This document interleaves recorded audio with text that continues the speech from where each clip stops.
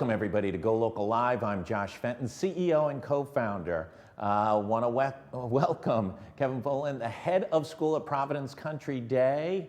Got to give credit to all these educators across Rhode Island. Maybe the biggest success story, K through 12 to date.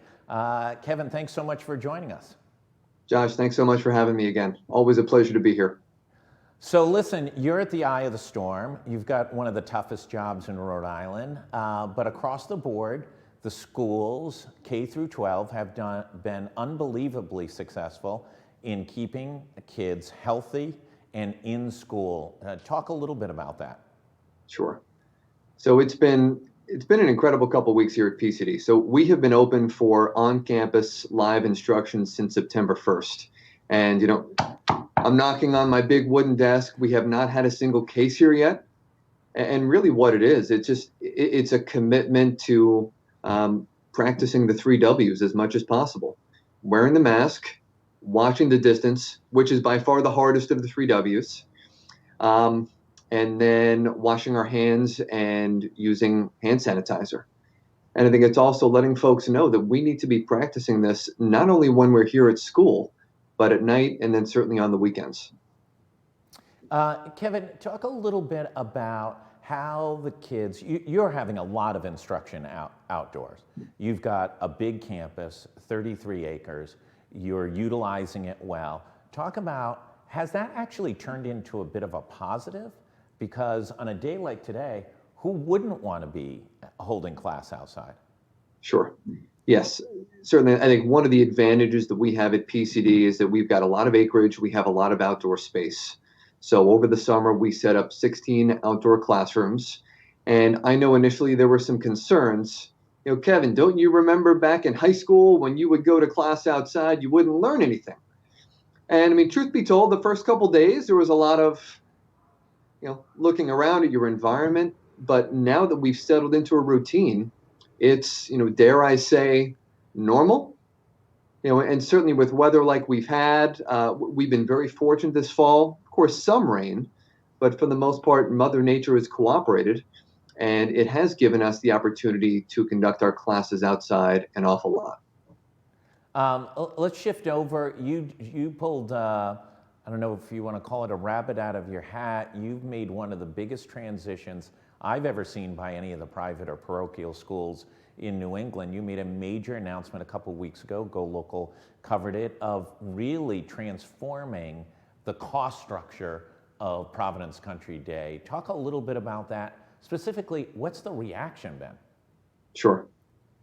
So, in the immortal words of Sir Winston Churchill, never waste a good crisis. So we felt like we didn't have enough on our plate, so we wanted to just put a couple more things on there. So, again, I'm relatively new to PCD. I started July of 2019. And even before that, the notion of affordability and sustainability has been top of mind for lots of school leaders, I think both K-12 for private school and even at the higher ed level. So when people have asked me, Kevin, with this tuition reset, how can you afford this? I mean, there's a big part of me, Josh, where it's like, well, how can we not afford this? I mean, if we want PCD to be a place where families send all of their kids, right, 2 or 3 kids, I mean, $40,000 a year, this is pre-college, we just felt like we had to do something. And, credit the board and my school leadership team, we were able to figure it out. And, to your question, how have people reacted? With overwhelming excitement and enthusiasm. And I think also some disbelief. Because you've been familiar with schools long enough, Josh, where tuition only goes one way, right? Yeah, way up, 3, 5, 7% every single year.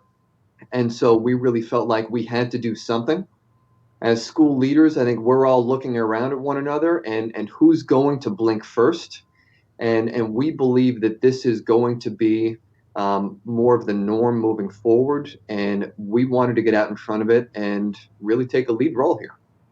So talk about, just for those who haven't seen every last bit of it, I think everybody's heard about sort of the overall cost reduction, but what was it and what is it now for tuition? Sure. So the tuition reset that we're doing So this current year, our upper school tuition is just over $39,000, and our middle school tuition is just under $35,000. It's a lot of money. Starting in the fall of 2021, our high school tuition is going to be $25,000, and our middle school tuition is going to be $22,000. And I think one of the big questions is, right, so why? And again, back to this notion of affordability.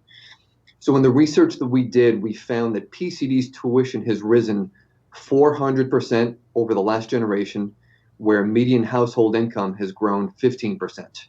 Those numbers do not add up. And so as a school that wants to serve our families, we felt like we had to do something.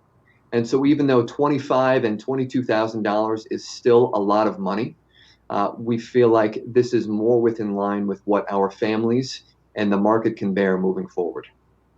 Yeah, listen, if you can make the numbers work, I think it's a brilliant strategy, not only from a differentiating Providence Country Day from competitors, peer academic institutions, but also to create a opportunity for greater diversity, which I know PCD and all the private and parochial schools work to try and include more and more folks, but certainly on certain aspects of the financial rigor of the schools, it's incredibly difficult for folks to be able to afford.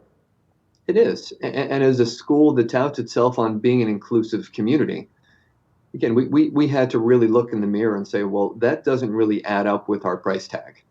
And so we did make this bold decision. And again, I mean, so far people have been very excited about this and feel like this is going to be leading the way for maybe some of our peer schools to have some of these difficult conversations.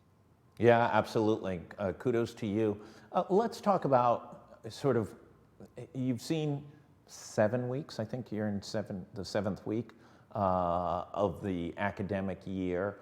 There's probably going to be some transformation based on what epidemiologists are telling us and what officials in Rhode Island are saying, what the spread of the virus and what the likelihood is over the course of the winter. How important was getting 7, 8, 9, 10 weeks locked and loaded all together on campus, having shared experiences for new students getting to meet their classmates, get to know their faculty members? How important has this block of time been? Josh, I think it's been enormously important.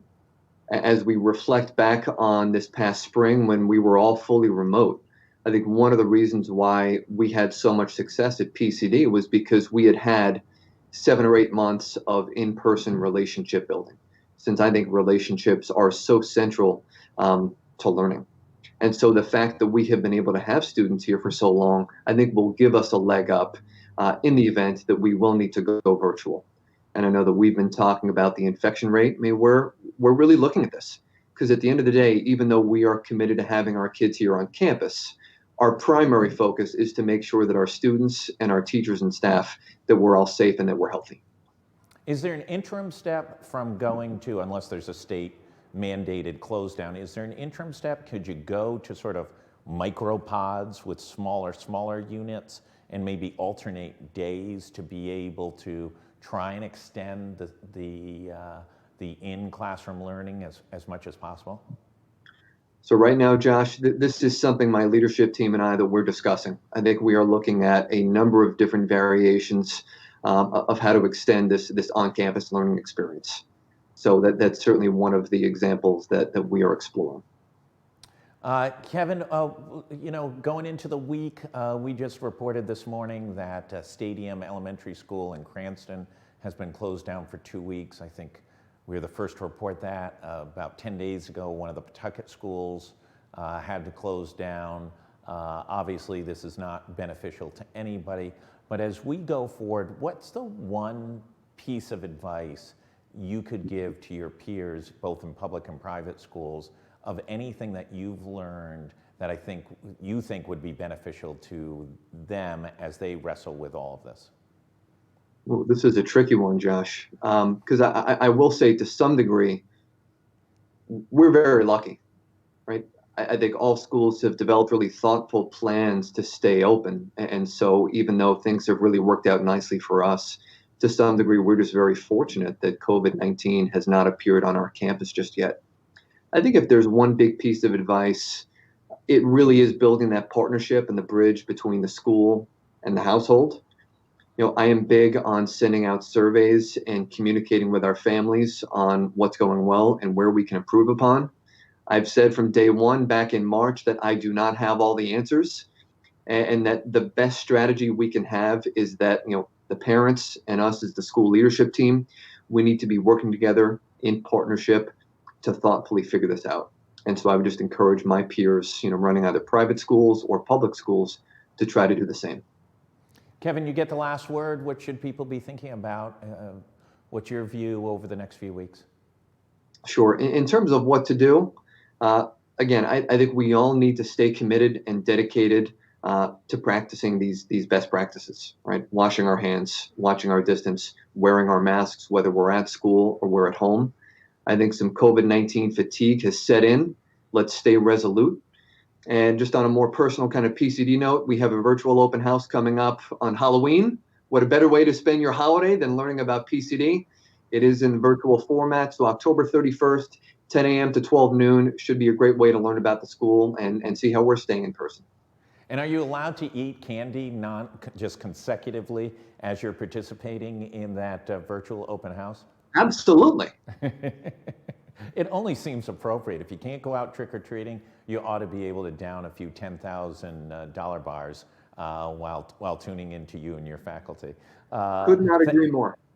Thank you so much for taking the time. Greatly appreciate it. The rest of the schedule today, we'll have Dr. Michael Fine at 12:30 looking at the numbers over the weekend and some new data that GoLocal's pulled together. Also, everyone, we're pushing a major public education campaign. Save a job, save a business, wear your mask. It's really that simple. Thanks, everybody.